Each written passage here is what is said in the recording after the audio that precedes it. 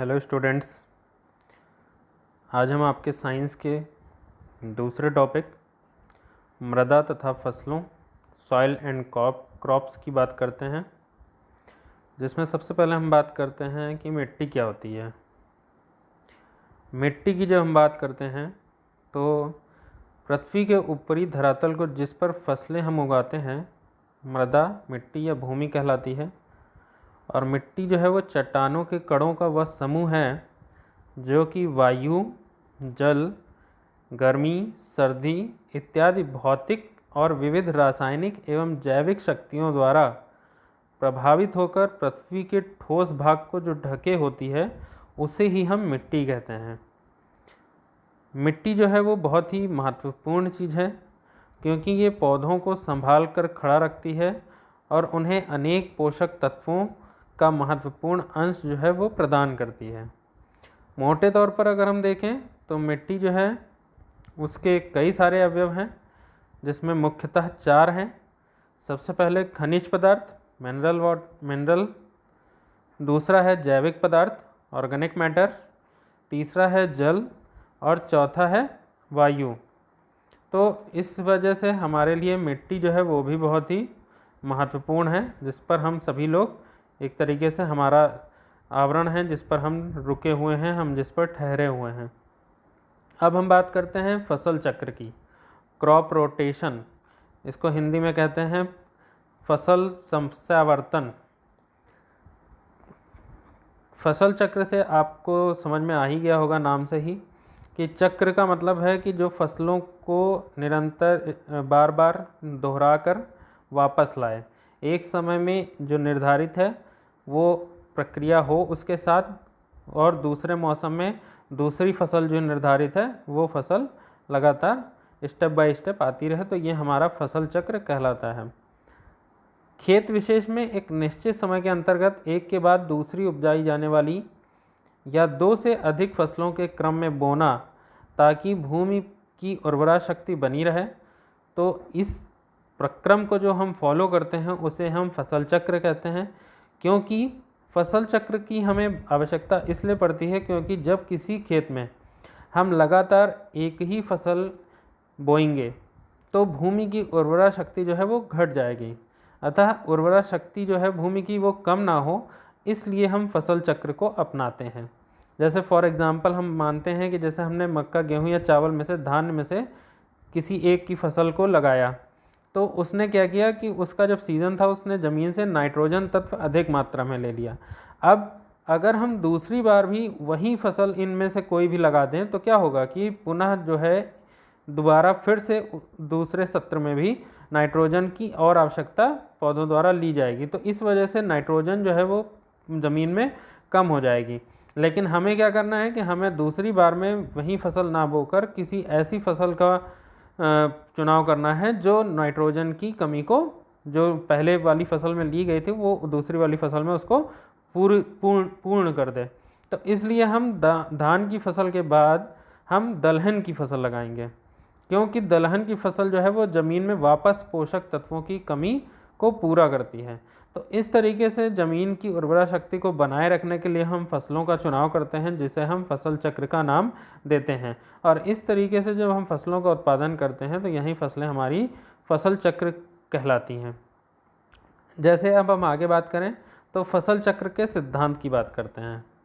फसल चक्र के सिद्धांत की हम बात करें तो सबसे पहले हमारे पास आती है कि गहरी जड़ों वाली फसलों के बाद कम गहरी जड़ों वाली फसलें।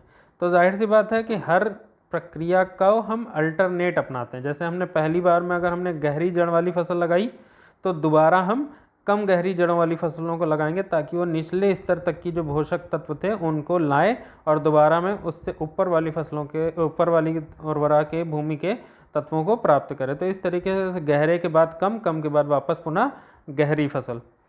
दूसरा हमारा जो सिद्धांत है वो है अदलहनी फसलों के बाद दलहनी फसलें उगानी चाहिए। इसमें वही पुराना एग्जाम्पल है हमारा कि नाइट्रोजन की मात्रा कम ना हो, इसके बनाए रखने के लिए हम एक बार अदलहनी और एक बार दलहनी फसलों का चुनाव करते हैं।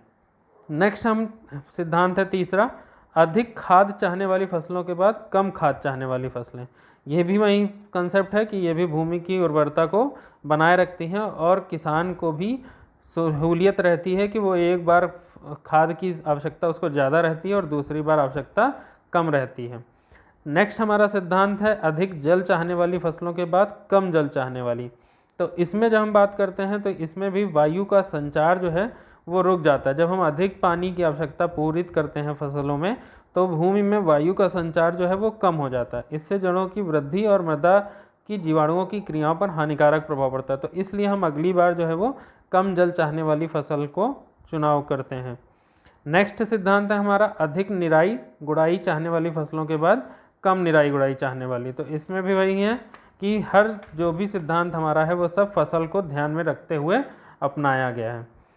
नेक्स्ट हमारा जो सिद्धांत है उसमें है कि कृषि के विभिन्न साधनों का भी हम वर्ष भर क्षमतापूर्वक ढंग से उपयोग करने।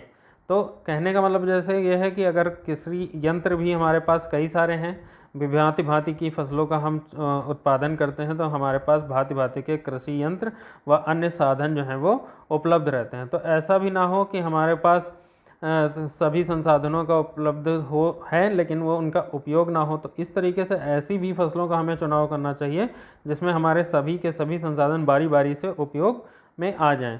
तो इस तरीके से हम कभी अनाज में, कभी सब्जी, कभी दाल, कभी पशुओं के चारे, कभी कपड़ों के लिए और कभी कभी जो नगद फसलें, मतलब एक तरीके से जैसे गन्ना, ये हमारे लिए नगद फसलें होती हैं। तो इस तरीके से हम क्या करें, इस तरीके से हम परिवर्तन करें। नेक्स्ट है कि कभी कभी कीट पतंगे और कीटनाशक भी हैं जो वो भी क्या हैं, वो भी मृदा के दोस्त भी होते हैं और दुश्मन भी होते हैं। तो फसल चक्र ऐसे भी हों जिसमें ऐसी फसलें ज़्यादा ना हो जिसमें हानि पहुंचाने वाले कीट पतंगे और बीमारियां समान हो, और लगातार अगर हम इनको करेंगे तो वो कमी दूर नहीं होगी। नेक्स्ट अगर हम सिद्धांत की बात करें तो फसलों का चयन बनाते समय हमें मौसम, मृदा और जलवायु को भी ध्यान में रखना चाहिए। ऐसा भी ना हो कि हम सभी समय एक ही जैसी फसल उगाएं और मौसम हमारा भले अनुकूल ना हो। तो इसका मतलब यह है कि हमें जो परिणाम प्राप्त होंगे, जो हमारी फसल होगी, वो हमारे लिए पूर्णतः परिणाम स्वरूप नहीं होगी। तो इस तरीके से हमें फसल चक्रों का चुनाव भी सही ढंग से करना चाहिए ताकि हम इस तरीके से भूमि की उर्वरा शक्ति और अपनी आवश्यकता अनुसार हम परिवर्तन कर सकें। कुछ आपके सामने फसल के चक्र भी दिए हुए हैं जो आप सामने देख सकते हैं, जिसमें कई सारे फसल के चक्र हैं।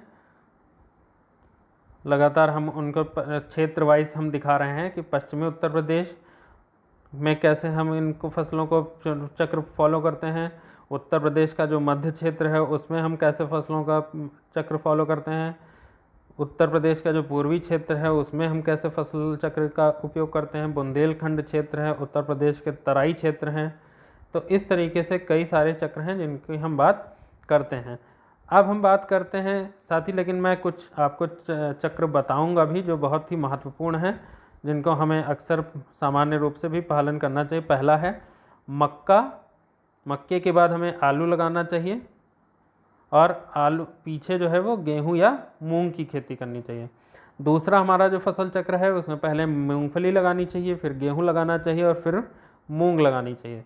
तीसरा है लौकी की सब्जी के लिए लगाना चाहिए, फिर अगेती फूल गोभी और पछेती फल गोभी और फिर मूंग। चौथा है हमारा अरहर, और अरहर के बाद गन्ना, फिर गन्ना के बाद गेहूं और गेहूं के बाद मूंग। नेक्स्ट है हमारा एक फसल चक्र धान, धान के बाद गेहूं, गेहूं के बाद मूंग। तो इस तरीके से भी हम फसल चक्रों जो महत्वपूर्ण हैं उनका हम आवश्यकता अनुसार भी परिवर्तित कर सकते हैं। अब हम बात करते हैं फसल चक्र के महत्व की, ये हमारे लिए कैसे महत्वपूर्ण है। तो इसकी जब हम बात करते हैं तो पहला ही होता है कि भूमि की उर्वरा शक्ति का ह्रास जो है वो कम होता है जब हम फसल चक्र का उपयोग करते हैं।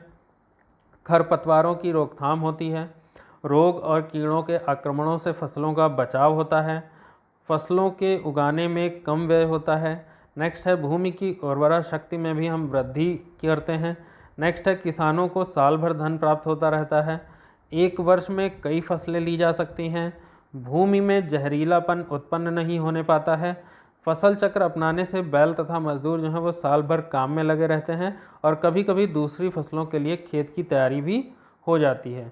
तो इस तरीके से हम फसल चक्र के महत्व को देखते हैं कि कई रूप में जो है वो फसल चक्र को अपनाने से हमारा ही हित लाभ होता है। और इसके अलावा आपके पास मौसम के आधार पर भी वर्गीकरण फसलों का दिया गया है कि कौन सी फसल किस मौसम में, फसल के बोने और काटने का समय क्या निर्धारित है, ये संपूर्ण जानकारी दी गई हैं। और उसी के आधार पर आपके सामने कुछ फसलें भी दी हुई हैं कि अनाज की फसलें, दलहन की फसलें, तिलहन की फसलें, रेसे, चारे के लिए, चीनी के लिए, ये सारी हमारी फसलें हैं।